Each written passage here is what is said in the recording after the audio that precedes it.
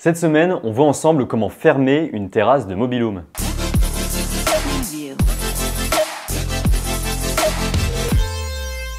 Bonjour Yann. Bonjour Marc. Et bonjour à vous qui avez cliqué sur cette vidéo. Alors, le mobil-home, c'est superbe, mais parfois on s'y sent un peu trop à l'étroit et on ne serait pas contre une pièce à vivre supplémentaire. Eh bien, un moyen simple de pallier à ce problème, c'est tout simplement de fermer, de bâcher la terrasse de votre mobil-home. Alors on va commencer directement avec les gros avantages de cette méthode, du fait de bâcher, d'ajouter des joues de terrasse pour fermer votre terrasse. C'est comme je viens de le dire, d'agrandir entre guillemets votre mobil-home en créant une nouvelle pièce à vivre qui serait protégée en plus de cela du vent et du froid. Je vais y revenir juste après, mais c'est des installations qui sont plutôt simples à faire, même si on est un petit peu bricoleur du dimanche. Cela vous propose une vraie protection des intempéries et des bourrasques de vent un peu trop fortes. Alors clairement, j'étais le premier moi à ne pas trouver ça très esthétique au départ. Alors j'ai toujours adoré les terrasses parce que ça amène évidemment un confort extérieur et aussi une petite astuce, les terrasses c'est tout bête, mais tant que les gens en location notamment sont sur la terrasse, les personnes n'abîment pas l'intérieur des mobil-homes. Donc c'est une vraie extension et ça apporte beaucoup plus. Après, le fait de fermer les terrasses, autant j'ai toujours été partisan de les couvrir parce qu'en cas de... ça peut protéger du soleil, ça peut permettre de manger dehors tranquillement, mais j'aimais pas trop le fait de fermer avec les joues et je suis vraiment revenu sur ma position parce que je me suis rendu compte qu'en hors saison, c'était hyper agréable d'avoir ces joues et de ne plus avoir ces couloirs de vent qui parfois empêchaient de s'installer dehors. Et en plus de ça, ces joues que l'on installe sur vos terrasses permettent aussi de limiter un petit peu le vis-à-vis parce que le camping, c'est très convivial, mais parfois on aimerait être un peu plus à l'abri des regards et les joues peuvent y remédier. Et ces bâches, justement, elles sont très adaptables aux différents styles et designs de mobil-home parce qu'elles proposent quasi systématiquement des fenêtres transparentes qui ne vous coupent pas complètement du monde extérieur et vous permettent un petit peu de profiter du jardin de votre parcelle, par exemple.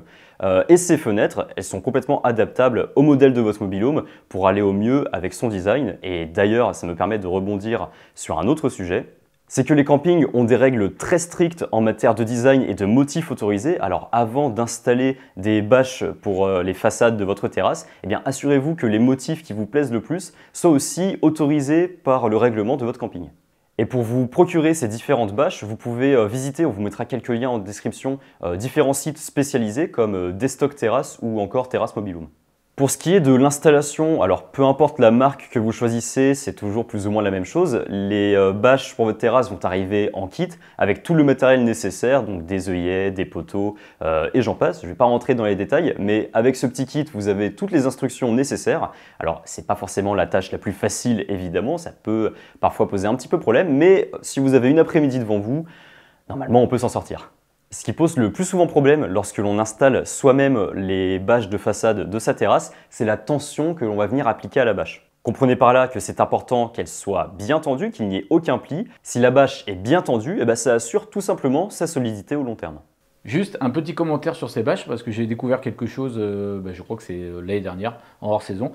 J'ai beaucoup apprécié, alors je ne sais pas si c'est le mieux, le plus solide ou pas, mais en tout cas, j'ai beaucoup apprécié qu'on puisse avoir des bâches qui s'ouvrent par le milieu, parce que moi j'avais connu beaucoup les fermetures où on avait la porte, et après des choses qui se déclipsaient, qu'on enlevait progressivement. Et là j'ai vu que maintenant il existait vraiment des petits clips où on intervenait en plein milieu de la terrasse du mobil-home et on pouvait écarter un petit peu sur la droite et un petit peu sur la gauche, et j'ai trouvé ça extrêmement pratique quand on n'a pas envie de faire de gros courants d'air ou qu'on a envie simplement d'avoir une petite ouverture en face de nous.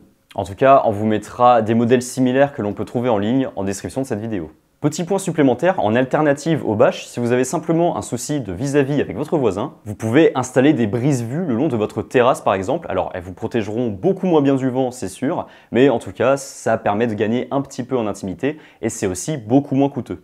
Attention cependant, même pour des brises-vues, il faudra vous conforter au règlement de votre camping en termes de motifs que vous pouvez ou non arborer sur votre parcelle.